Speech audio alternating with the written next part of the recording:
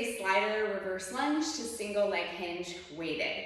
So you can use a slider, you don't necessarily need a slider, you can use a paper plate, just something you can slide your back leg with. This is definitely a progression from a reverse lunge. Once you've mastered kind of the hinge and the lunge, reverse lunge, you can kind of combine them to make like a nice flow and weight it. So one of the things is, as we're going back, we want to make sure that we can kind of open the back of the pelvis, and that's going to allow us to get that hinge so we're not feeling this in your low back.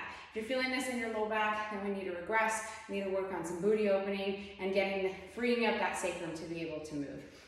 So placing the dumbbell on the opposite hand, the leg that is forward, and the slider is on my right foot. So I'm going to go into that reverse lunge.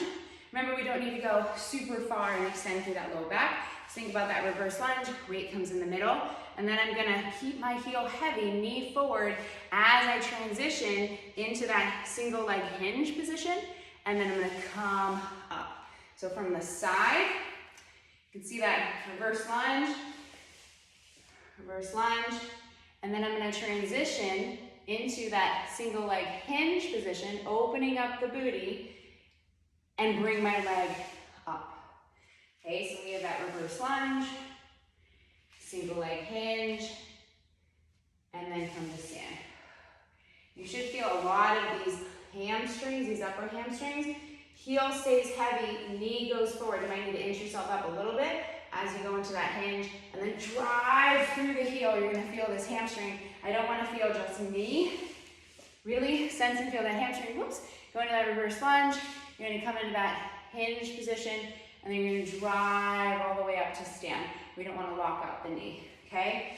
So reverse lunge, into your single leg hinge, and then come up to stand. You should feel a lot of hamstring here, as long as you stay heavy in the heel, and get that booty back, and then drive through this left leg.